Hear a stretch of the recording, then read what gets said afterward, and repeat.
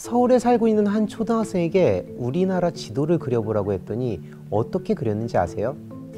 어이가 없죠. 여기서 좀 진지해지자면요, 이 그림은 사실 대한민국의 우픈 현실, 고질적인 문제를 보여주고 있는 겁니다. 한국전쟁이 끝나고 초토화된 우리나라가 70, 80년대를 지나고 아시아의 네 마리 용이라고 불리면서 기적적으로 고도의 경제성장, 한강의 기적을 이뤘잖아요. GDP로는 세계 10위를 차지했습니다. 엄청 대단한 거죠. 그런데 자세히 들여다보니 뭔가 좀 이상해요. 나라가 전체가 이렇게 균형이 잡혀서 발전을 한 게 아니라 수도권만 집중적으로 이렇게 커지고 그 외의 비수도권 지역은 비실비실합니다. 그야말로 심각한 지역 불균형 상태라는 겁니다. 땅덩어리 10%의 인구의 절반이 사는 기형적인 인구 구조, 대한민국은 도대체 어디를 향해 가고 있는 걸까요? 안녕하세요. 저는 스토리텔러 홍기훈이고요. 오늘의 세 번째 주제는 바로 서울공화국, 대한민국의 미래입니다.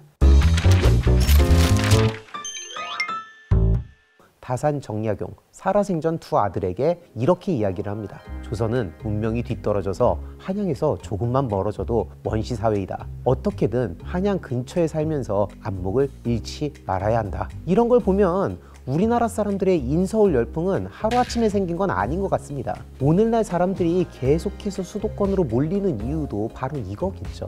지방보다 더 많은 일자리, 좋은 대학, 더 많은 기회. 그래서 지금 수도권은 터져나가는데 그 외의 지역은 어떻게 됐나요? 초중고 학교들 모두 학생들을 유치하지 못해 폐교하는 경우가 늘고 있고요. 부동산도 수요가 많이 떨어져서 계속되는 집값 하락세와 함께 미분양 물량이 쌓여가고 있습니다. 농촌에서는 인력 부족 문제가 심해져서 외국인 노동자가 대신하고 있고요. 흉물로 변한 빈집 또한 쉽게 찾아볼 수 있습니다. 이대로라면 전국 228개 시군구 중 113곳, 즉 절반이 소멸할 것이라고 이야기하고 있습니다. 사실상 대한민국의 절반이 마비되는 거죠. 너무 끔찍하지 않나요? 이런 상황을 보고 누군가는 이렇게 얘기할 수도 있습니다. 서울은 서울대로, 지방은 지방대로, 각자 도생하는 거지. 지역 소멸은 그 지역 문제야. 우리 대한민국이란 이름 하나로 묶여있지 않습니까? 지방 소멸이 진행이 되면 정부는 그 지역을 그대로 놔두지 않고 살리려고 합니다. 할렘가처럼 변해버리면 더 골치 아파지거든요. 재생사업권으로 정부 예산이 들어가고 있는데 애초에 쓰지 않아도 될 돈을 쓰게 되는 거니까 재정 투자의 비효율성과 사회적 비용이 크게 들어가는 겁니다. 반대로 과밀화된 수도권은 그대로 두면 좋은 점만 있느냐? 절대 아니죠. 사람들이 몰리는데 다양한 사회적 문제가 발생을 합니다. 이걸 또 처리하려면 또 정부 예산이 들어가요. 우리나라는 왜 이렇게 된 걸까요? 아시다시피 과거 우리나라는 전쟁을 겪고 나라가 엉망진창이 돼버렸어요. 예전에 보면 가난한 집안 장남만 공부시킨다는 말이 있거든요. 가난했던 우리나라는 제한된 예산으로 최대의 효과를 내기 위해서 수도권에 집중적으로 투자를 해옵니다. 그 결과 대한민국은 선진국 막차에 올라타는 데는 성공을 했지만 숨겨진 부작용이 지금에서야 나타나고 있는 거죠. 우리나라만 그런가요? 그건 아니에요. 한국뿐만이 아니라 홍콩, 태국, 싱가포르, 중국 등 이런 대부분의 아시아 지역에서 이러한 현상들이 나타나고 있습니다. 도시란 건 원래 미국, 영국, 독일, 프랑스 같은 서구 나라처럼 다양한 지역에서 동시다발적으로 오랜 기간 서서히 발전돼야 하는 거거든요. 그런데 경제 발전이 늦은 대부분의 아시아 국가, 특히 한창 성장 중인 개도국에서는요, 단기간에 몇몇 도시에만 인구가 막 집중이 되다 보니까 급격하게 성장하는 양상을 보이면서 도시 양극화 문제가 아주 심각하게 나타나고 있는 겁니다. 앞으로 세계 인구는 계속해서 늘어날 것이라고 합니다. 2050년이 되면 약 95억 명, 그중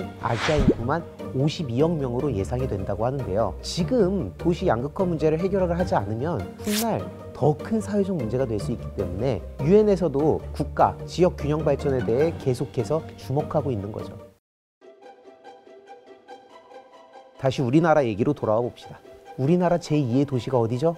네, 부산입니다. 그런데 부산이 이 타이틀을 뺏길지도 모른다는 얘기가 들려오고 있어요. 지난 20세기까지만 해도 아무도 부산을 의심하지 않았어요. 조선시대까지 거슬러 올라가 일제강점기를 거치면서 부산은 외부로부터 유입이 되는 근대 물결을 가장 먼저 만나는 거대한 항구도시, 그야말로 한반도의 관문이었습니다. 한국전쟁으로 인해서 수많은 피난민들을 수용을 하게 됐고요. 서울을 대신해서 임시수도 기능도 하면서 50년대에는 인구가 100만 명까지 늘어납니다. 그리고 1963년 1월 1일 제1호 정부 직할시로 승격한 부산은 70년대에 대한민국 수출의 약 30%를 차지하면서 명실상부한 대한민국의 제2의 도시로 성장했습니다. 그런데 전후 반세기가 지난 지금 다시 따져봐야 되지 않겠냐는 겁니다. 그 이후로 2017년에 이미 인천의 지역 내 총생산이 부산을 앞질렀습니다. 그리고 지난해 통계청이 발표한 자료에 따르면요, 2035년 인천의 인구는 부산의 인구를 넘어설 것으로 예상을 한대요. 큰 기업이 많이 없는 데다가 청년의 인구는 계속해서 빠져나가고 상대적으로 도시가 늙어가면서 부산의 입장에서는 절대 반가운 소식은 아닌 거죠.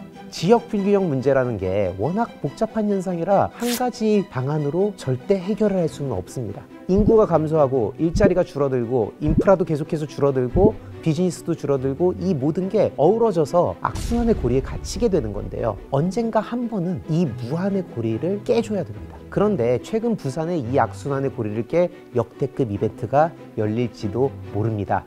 바로 엑스포 세계박람회입니다. 우리나라도 이미 벌써 2번이나 엑스포를 열었죠. 대전에서 한 번, 여수에서 한 번. 대전 엑스포가 내일부터 93일 동안 화려한 막을 올리게 됐습니다. 마스코트 꿈돌이가 생각나네요.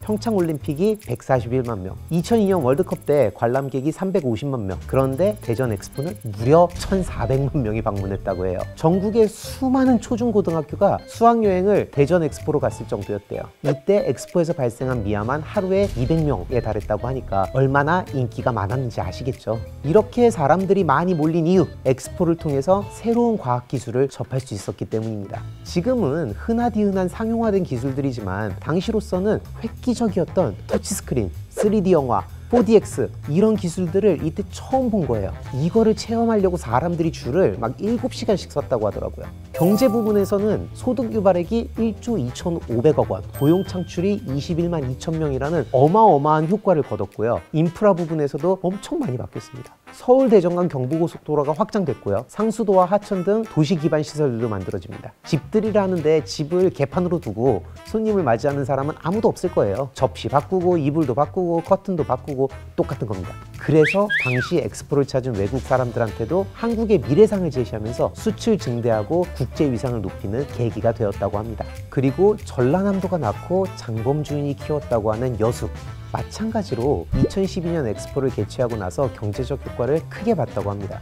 이 두 사례를 보니 엑스포란 것이 정확히 뭔지는 모르겠는데 대략 감은 잡히는 것 같아요. 조금 더 정확히 엑스포의 정의를 찾아보겠습니다. 인류가 이룩한 업적과 미래에 대한 전망을 비교 전시하고 해결 대안과 비전을 제시하는 경제문화올림픽 이라고 되어 있습니다. 쉽게 말해서 정기적으로 국가들이 모여서 우리 기술 자랑하고요. 좋은 게 있으면 인류 발전을 위해서 공유하고 그런 공식적인 자리라는 겁니다.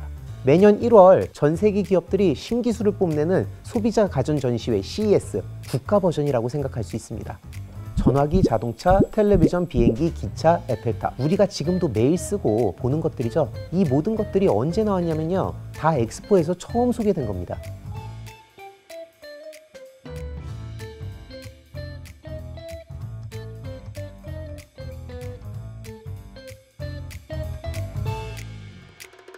지금은 흔하디 흔한 것 중 하나지만 당시에는 정말 최첨단 기술이어서 세상을 놀라게 했습니다. 이외에도 수많은 기술들이 개발되고 공유가 되었죠. 야, 너 그거 잘 만드는데 기술 공유 좀 해줘라. 우리도 좀 쓰게. 지금 21세기 인류가 이렇게 편리하게 살 수 있는 건 일찍이 시작된 엑스포 덕분일지도 모릅니다.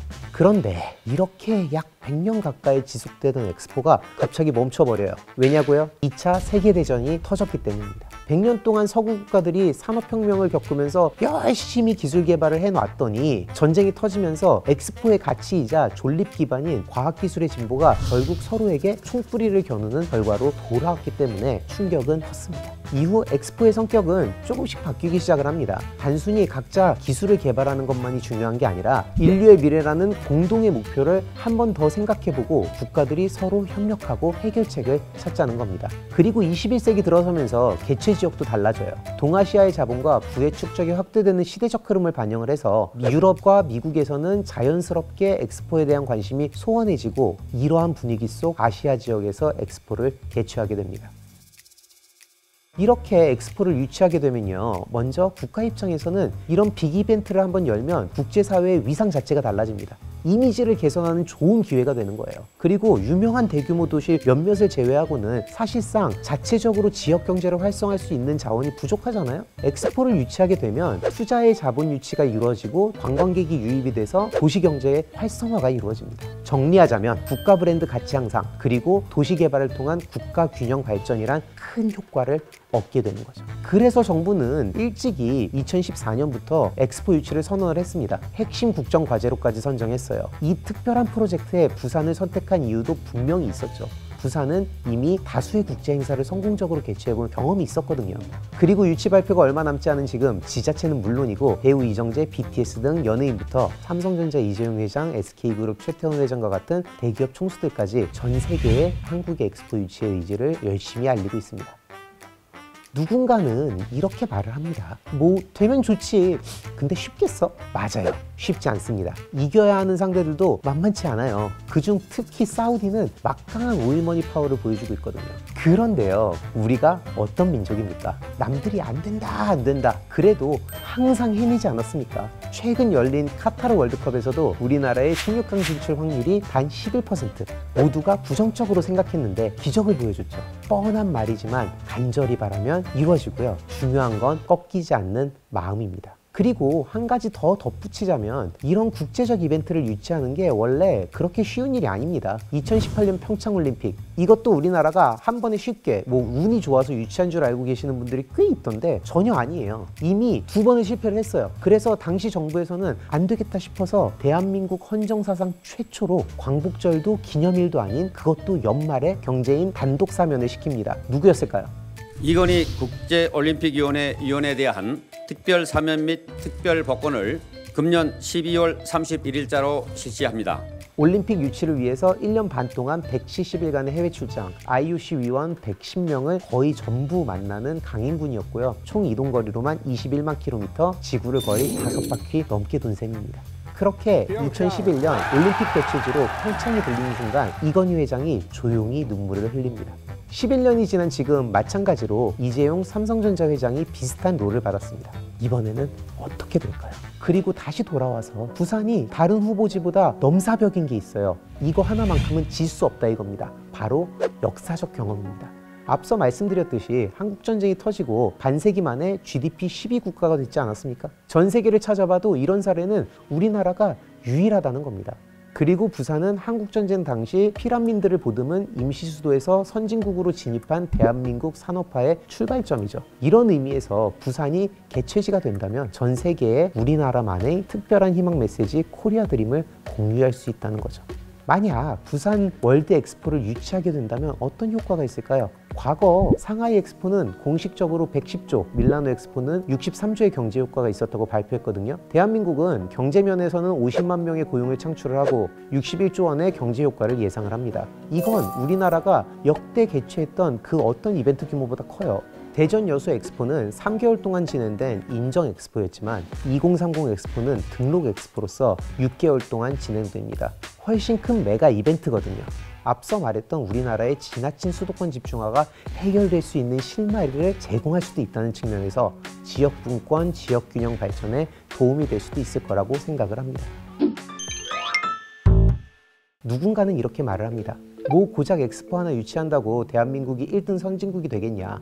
부산이 180도 달라지겠냐?